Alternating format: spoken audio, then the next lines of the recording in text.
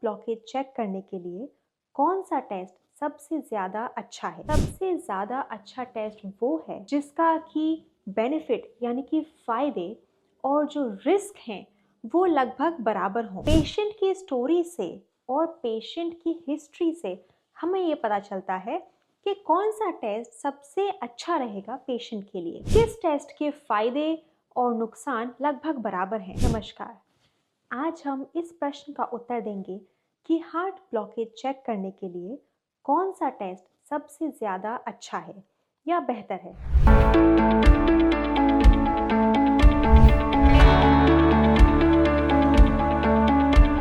मेरे हिसाब से सबसे ज़्यादा अच्छा टेस्ट वो है जिसका कि बेनिफिट यानी कि फ़ायदे और जो रिस्क हैं वो लगभग बराबर हों। तो हम ये कैसे डिसाइड करेंगे कि किस टेस्ट के फ़ायदे और नुकसान लगभग बराबर हैं? ये डिपेंड करता है पेशेंट पर। पेशेंट की स्टोरी से और पेशेंट की हिस्ट्री से हमें ये पता चलता है कि कौन सा टेस्ट सबसे अच्छा रहेगा पेशेंट के लिए। जैसे कि हम एक एग्जाम्पल लेते हैं, जैसे कि मान लिया 35 साल का कोई पेशेंट है जिसे चेस्ट में सीने में कभी कभी दर्द होता है और उठते बैठते दर्द होता है, लेकिन जब वो जिम में जाते हैं या रनिंग करते हैं उनको दर्द नहीं होता। तो उस सिचुएशन में जब कोई हमारे पास आता है तो हमारा जो क्लिनिकल रिस्क होता है या हम सोचते हैं इसका कितना चांस है इस पेशेंट को ब्लॉकेज होने का, तो हमें लगता कम है। क्यों?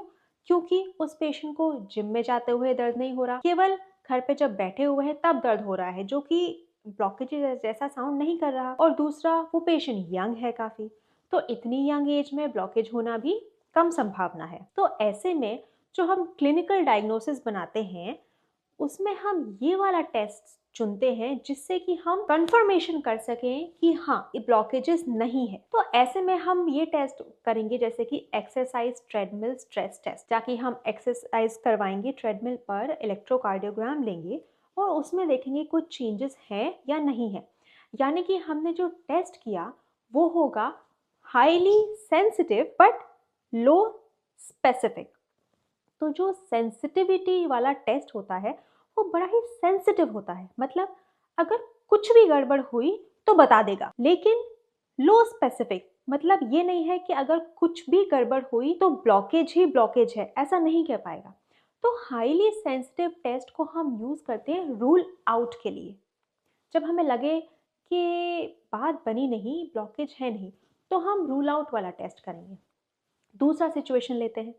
अगर एक 75 साल का बुजुर्ग या महिला आती है हमारे पास जिनके चेस्ट में बहुत तेज़ दर्द हो रहा था पिछले 2 घंटे से, फिर हम ब्लड टेस्ट करवाते हैं और ब्लड टेस्ट में ट्रोपोनिन हाई आता है और ईकेजी करवाते हैं, उससे पता चलता है कि इनको हार्ट अटैक के साइंस आ रखे हैं। हमारा जो सस्पिशन होता है वो हो जाता है बहुत ही हाई कि इनको तो ब्लॉकेज ऑलमोस्ट 80-90% मिलेगा ही मिलेगा। तो ऐसे में हम टेस्ट यूज करते हैं हाईली स्पेसिफिक और लो सेंसिटिव, क्योंकि उसमें हम रूल आउट की कोशिश नहीं कर रहे हैं, रूल इन की कोशिश कर रहे हैं। तो उसमें हम सीधे जाएंगे एक एंजियोग्राम पे यानी कि कैथेटराइजेशन पे, जिसमें हम आपके रिस्ट से जाते हैं आपके हार्ट के अंदर और डाई शूट करते हैं, देखते हैं ब्लॉकेज है या नहीं।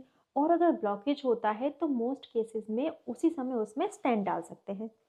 तो इस केस में हमने यूज किया एक हाईली स्पेसिफिक टेस्ट। अब आप कहेंगे कि जो हाईली स्पेसिफिक टेस्ट है वो हम बाकी लोगों पे भी यूज कर सकते हैं, क्योंकि गोल्ड स्टैंडर्ड टेस्ट है, बहुत ही स्पेसिफिक टेस्ट है कि अगर कोई ब्लॉकेज है तो है और नहीं है तो नहीं है।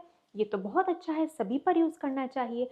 लेकिन फ्रेंड्स, यही बात आ जाती है रिस्क बेनिफिट रेशियो की। अब जैसे कि ये गोल्ड स्टैंडर्ड टेस्ट, तो इसमें हम रिस्क समझते हैं।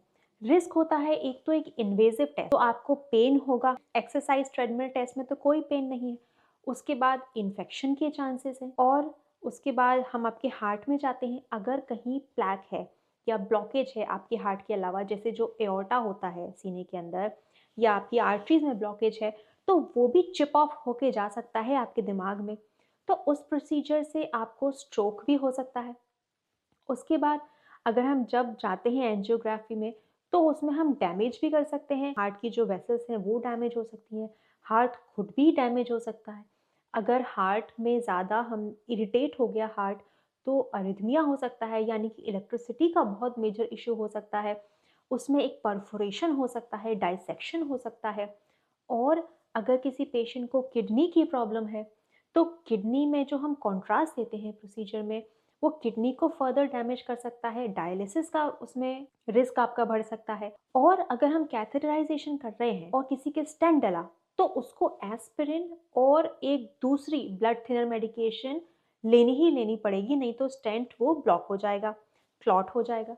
तो हमें ये भी देखना पड़ता है कि जिसको हम एंजियोग्राम करा रहे हैं वो एक एस्पिरिन और सुपर एस्पिरिन यानी कि 2 ब्लड थिनर, खून को पतला करने वाली दवाइयाँ टॉलरेट कर सकता है या नहीं कर सकता है। अब मान लीजिए अगर किसी का हीमोग्लोबिन कम है, अनीमिया है, और उसमें हमने एंजियोग्राम किया और स्टेंट डाल दिया, अगर हमने उसे खून पतला करने की 2 दवाइयाँ दी तो ब्लीडिंग हो सकती है, जानलेवा ब्लीडिंग हो सकती है, और नहीं दी तो स्टेंट क्लॉट हो जाएगा। तो वो बात भी सोचनी पड़ेगी। अगर किसी को कैंसर है या ब्रेन में ब्लीडिंग की हिस्ट्री है, तो ये सब भी देखना पड़ेगा कि हम जो ब्लड थिनर्स देते हैं प्रोसीजर के अराउंड, कहीं उसी से ब्रेन में ब्लीडिंग ना हो जाए, या अगर कहीं कैंसर है तो उसमें ब्लीडिंग ना हो जाए, या पहले ब्लीडिंग की हिस्ट्री है तो हमारे ब्लड थिनर से ब्लीडिंग ना हो जाए। तो जैसे जैसे टेस्टिंग इन्वेजिव होता जाता है और बहुत ही कन्फर्मेटरी होता जाता है, उसके रिस्क भी बढ़ते जाते हैं। हालांकि आजकल की जनरेशन में आजकल ये जो रिस्क हैं बहुत ही कम हो गए हैं, लेकिन जब हम टेस्ट्स को कंपेयर करते हैं तब हमें फिर भी इनको ध्यान में रखना पड़ता है, क्योंकि पेशेंट की जो सेफ्टी है वो हमारे लिए बहुत इम्पॉर्टेंट रहती है, और जो टेस्ट की स्पेसिफिसिटी और सेंसिटिविटी है वो भी इक्वली इम्पॉर्टेंट रहती है। अब अगर कोई लो रिस्क पेशेंट है, तो मैंने बात करी कि हम उसमें एक्सरसाइज स्ट्रेस टेस्ट करवा सकते हैं। अगर कोई हाई रिस्क पेशेंट है, हमें लगता है इसका तो 80-90% ब्लॉकेज होगा ही होगा, तो फिर हम रिस्क ले लेते हैं और जो भी मैंने आपको रिस्क बताए और वो प्रोसीजर कर देते हैं। अब मान लीजिए कोई बीच का सिचुएशन है, 50 से 55 साल का इंसान है, पेशेंट है, और उसको चेस्ट पेन हो रहा है और हमें लगता है हो भी सकता है नहीं भी हो सकता है, तो फिर हम कर देते हैं दो में से एक चीज़, या तो हम कर देते हैं सीटी कोरोनरी एंजियोग्राम, या फिर हम कर सकते हैं nuclear medicine stress test.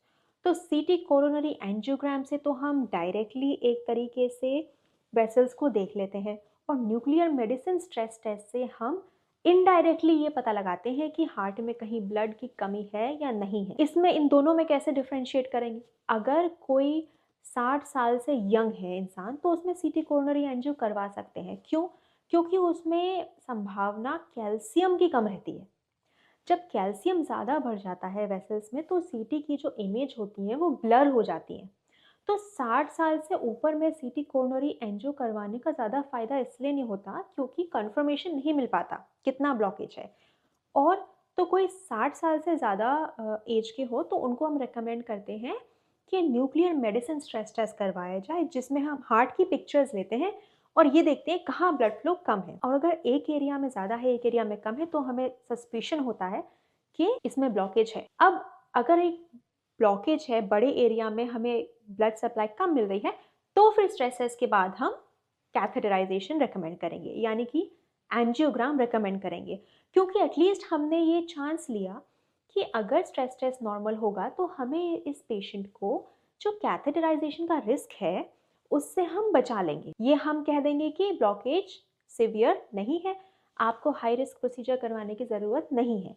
High risk भी है, थोड़ा ज़्यादा महंगा भी है, तो हम सब चीज़ों को देखकर चलते हैं। सबसे अच्छा टेस्ट कौन सा है? सबसे अच्छा टेस्ट वही है जो पेशेंट के हिस्ट्री है, क्या क्या मेडिकल कंडीशन है, stroke, kidney, anaemia, cancer, bleeding, age, और जो हिस्ट्री के पेशेंट दे रहा है, कैसा चेस्ट पेन है, कहाँ से आ रहा है, कितनी देर रहता है, कैसे जाता है।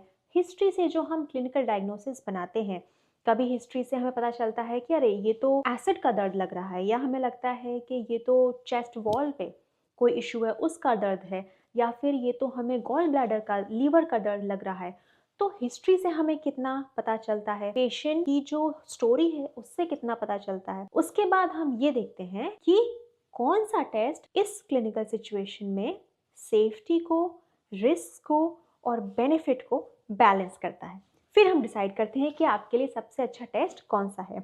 सो फ्रेंड्स, मैंने एक सिंपल क्वेश्चन का थोड़ा कॉम्प्लेक्स और डिटेल जवाब दिया, क्योंकि ये बहुत ही अच्छा क्वेश्चन है, बहुत ही इम्पोर्टेंट क्वेश्चन है।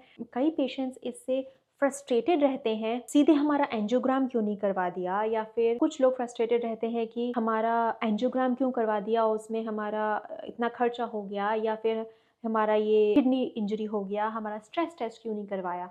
तो फ्रेंड्स, इसीलिए ट्रेनिंग में हम इन सब बातों का ध्यान रखते हुए डिसीजन करवाते हैं। आई होप कि इस डिस्कशन से आपको थोड़ी बहुत जानकारी मिली होगी, थोड़े बहुत आपके प्रश्न का जवाब मिला होगा। और अगर कोई भी आपके मन में क्वेश्चंस हैं मेरे लिए, तो आप please feel free to comment. धन्यवाद।